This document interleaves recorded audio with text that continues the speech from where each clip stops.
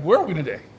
We're at WCC, Workforce Career Center. In Atlanta, Georgia? Yes, sir. And who are On the you? west side. I'm William Bam Sparks. And who are you? I'm Darrell Booker. It's wonderful to get the opportunity to work with friends, right? We all met separately, and I clearly remember, despite how we met individually, there was this moment at 404 Day in Atlanta where we ended up inside the AI training truck. Yep. And it felt like the usual suspects moment. It was like, wait a minute.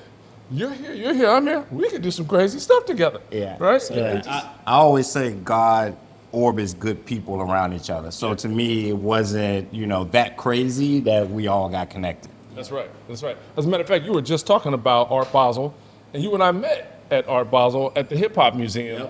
Yep. I don't even know what year that was, I but don't know. It doesn't matter because it's been ever since. Ever since, yeah. Okay, so you two are now Marvel teaming up. Y'all are getting together to do some incredible stuff, right? Yes, sir. Yeah. What is it? Culture Wireless. We're about to take over, man. We're about to close this digital gap. Got to do it. Say more. What is Culture Wireless? Culture Wireless is a black-owned ISP, and we're also an MVNO, which is a mobile virtual network operator. So think Mint Mobile, Boost Mobile, and yeah, we're just a carrier, man, that's going to handle the business. Right. How familiar were you with this concept before he started talking about it? I wasn't too familiar. Like, I kind of knew, like you said, you see the Mint Mobiles and you're like, okay.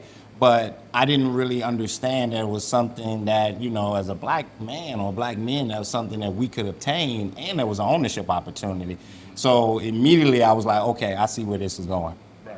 So years ago, and this is another way that we were connected, the pandemic happened, and a friend of mine, a classmate, Vicki Robinson at Microsoft, and I did a podcast interview about the digital divide, and especially as it was exacerbated during the pandemic. And we saw images of young children who families didn't have internet, sitting outside of Taco Bell or other restaurants just to get the ability to do their homework. So the idea of digital equity and broadband equity is something I'm familiar with. Is that something you guys are addressing? Yes, that's how it all started. We were in the west side in Vine City, and we saw that the most powerful and most of the internet was located on the west side, but it wasn't stretching back to Vine City, AUC, but it was going towards downtown, midtown, Buckhead. So we wanted to solve that problem, close that gap, and bring it back home. Yeah, and I think something that's really critical because, whoever's watching this, guess what? They have broadband, they have internet, and sometimes we take it for granted. And there's so many that do not, and we're not just talking about in rural areas, we're actually talking about in some urban areas. They may not have it, or if they do have it, it's very subpar. Yep. There's a difference between having, broadband and high-speed broadband. They're two different things. Two different things. They have access, but also being able to afford it. That's the difference. Okay, so there's the big question. You have a company, you've established a certification to offer a service. Yes, sir. Backed by one of the names we know. So how is the quality of the service in your estimation? How will we be impacted when we switch to Culture Wireless?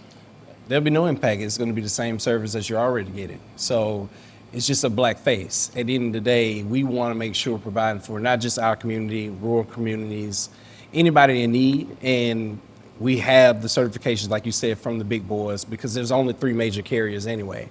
So all the services come from those guys. Right. Yeah, when you think of the same network as T-Mobile, what it fastest or most towers or whatever Yep. the case may be. So no drop in service whatsoever. It's going to be exactly what everybody's been experiencing now. I've used a similar company before, and where it mattered to me as a parent was when my kids came of age. Of course, I had a family plan, but the young kids, I was like, it's time for your first phone. I'm not sure if I'm really committing to this idea. So I was able to order an inexpensive SIM that gave him, X amount of months prepaid, and he can do that. You guys can offer that as well. Is that right? Yeah, we're doing prepaid, postpaid, but we're mainly focused on the postpaid clients because we're building community, and it's not necessarily about racing to the bottom. That's what a lot of the Mint Mobiles and I think Jason Bateman, even Trump, they're trying to provide cheaper services. We're more so trying to provide that same quality of life, same quality service, but for a smaller discounted rate. But we'll also reward you for switching by giving this data sharing initiative to the community. Right. Let's talk about the business behind it now. I'm assuming none of us have been in that business before. What are the challenges you're expecting? What are the hurdles that you're expecting to have to overcome? There's a lot of hurdles. The first hurdle is to get your friends to believe in the vision. I've said this before. People seeing me and my success in music, sports, film, and television. Like you said, this is our first time joining this endeavor in telecommunications. So that's the biggest hurdle, convincing people that I am a smart guy. I went to Georgia Tech. I know what I'm doing. I'll figure it out and make it work. Right. Yeah, I mean, it's definitely a hurdle. I mean, you kind of mentioned one, hey, is it the same level of service? But I think when people understand a couple of things, one is at least even right now, the possibility of investing and having some equity and ownership, that's big. Right. None of the others are doing that. But then also thinking about how culture is giving back. I mean, the data sharing initiative is going to be amazing. And we're also focusing on how do we, provide skilling to people. When you think of the digital divide, you don't close it by just the broadband. You don't close it by just a device. You also need the skilling.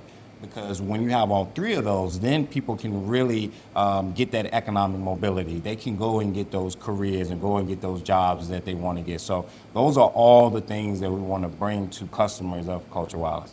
Say more about the data sharing. Well, yeah, the data sharing initiative is to take the people that are data rich like ourselves, that overpay for our phone bills, and we don't use all our gigs. But the people that are in need, 5 to 10 gigs can go a long way, especially HBCU students. So what we want to do is create a mechanism where I can share my extra 5 gigs every month and get rewarded for it, whether that's a Starbucks card or Delta Sky Miles or whatever partnerships we come up with. That's how we're going to share back. And I use that term data rich, and I don't think some people realize how data rich they are, especially if you're someone, you have a cell phone plan, but say you work from home. And you're on Wi-Fi all day. So you're not even leveraging the data on your particular cell phone plan. So there are tons of people out there that have much more that they're not using. For them to be able to give that to someone who's without, that's going to be a huge game changer. Shifting gears from the do-good portion of the offering, let's talk about it from an entrepreneur perspective. Talk about the opportunity. What does it mean for you as an entrepreneur in other businesses to go into this? How does it impact your portfolio? What is your outlook? What's 10 years, 20 years down the line look for you when this business is successful? I mean, we're scaling. I think the big opportunity is to actually have a billion-dollar company. I've scaled companies to, multiple millions. I've had some great successes, but this is an opportunity in technology to have the next Mint Mobile that exited for 1.35 billion. That's our marker, and it's not going to take 5 to 10 years. I really believe we can do this in the next 2 to 3. Yeah, and when I think of an entrepreneur, even for the individual person, like I said, to be able to invest in Culture Wireless, we're in a situation that you have to have multiple streams of income. We're far from our parents' age where they can work somewhere 20 years and get, a pension and none of that's happening now. So people need to be able to think about how they can be in control of their own, destiny when in terms of finance, and having as many multiple streams as possible and investing. That's something in a lot of Black and brown communities that they just don't know much about, and those opportunities aren't brought to them. Right. On that note, for those of us who are not partners in the company, we can become partners in your company, especially now because you're in a fundraising phase. Talk about that. Yeah, we're doing an equity crowdfunding raise on WeFunder. So it's wefunder.com/Culture Wireless. We're raising $1 million. We have a $10 million valuation. So that means we're giving 10% equity to the community. So right now we just crossed over, I want to say 25,000. We have another 150,000 committed. So there's still plenty of room for people to get in, but you got to move fast because we got some more major announcements coming within the next couple of weeks. Yeah, get on the train now. You hear that, y'all? Get on the train. Yeah. ASAP. What we haven't said specifically is how you're involved. I mean, as Bam was talking about, you have people from different, facets, and he's been doing a lot of things in the music space, marketing, and unbelievable genius when it comes to those things. For me, my work has been focused on at the hyperlocal community level and, being a part of closing that digital divide. And one of those things has been with that skilling. How are we working with our nonprofit organizations who are those trusted people within the community, making sure that they have the resources, and then through them, like I said, provide all the workforce development and education that's needed. So when I think about the massive network that I know I have across this country of community leaders in these organizations that are in need of what Culture Wireless brings to the table, I'm really excited about joining the team in expanding the reach of culture wireless and making sure everybody all across this country has this broadband that they need. I often walk into stores and I'm experiencing the brand for the first time, and I'll ask the salesperson something that I'm hoping they're prepared for. When I buy this brand, what does that say about me? That you want to be a part of the community, that you believe in the vision of equity for us. Yeah. And be a part of something that's actually giving back to you. So we didn't talk about the ISP side of the business since there are multiple verticals. We are in Clayton County. We are servicing around 5,000 homes in Clayco. We're also in Fort Eisenhower, so we just won that contract. We also have the contract for the Beltline. So we're moving. We have a few things working on as far as with Bede, Mississippi, Destination Crenshaw, things that we've already been awarded. It's just now waiting on, the federal government to release those funds so we can really scale on that side of the business. Okay, so you're going to be able to provide home internet in remote areas Yes. via like device and 5G in the home? Yeah, of course. So the rural areas are one of our main focuses because, like I said, most HBCUs are in those areas. So to be able to do that last mile connectivity is going to be big for us. But as far as in the city, yeah, that's done. Yeah, and just to clarify, is the need isn't always just in the remote areas. There are so many communities around this country where the existing ISPs literally will stop bringing high-speed internet at a certain street. Yep. Because they feel like those that are on that side of the street aren't their target demographic and they can't afford it. I've witnessed it from city to city across this country. So, Culture Wireless being able to say, hey, we don't want those folks left behind just because someone thinks they can't afford it. Yep. Let's bring them something that is affordable, that's still world-class speed and not, those low speeds that we were seeing years ago. Yeah, they call it digital redlining. Right, so I get it. Yeah. So let me challenge some ideas quickly. If those companies in this capitalist society have made that decision purely out of a capital decision saying, hey, the risk of loss is larger on the other side of Main Street, how are you planning on mitigating that risk if it even exists? Well, I don't think it's a risk, to be honest. I think our people can afford this internet. It just has to be provided. And we need to offer different solutions for them to be able to afford it. Like you were saying, skilling, being able to create mesh networks to where we can take a node and it spreads out across an entire community like we did in Vine City. There's ways to get creative to provide those services to where you don't have to charge every household $100+ for high-speed internet. Yeah, and to this point, I think those are some misconceived risks. Mm-hmm. And, some stereotypes of some of those companies saying like, hey, they can't afford it, let's not even bother, where that's just not the case. Right. Second, it's obvious to me the community tie in the messaging. How are you guys internally talking about the idea of selling outside of Black communities? Is that a conversation you're having?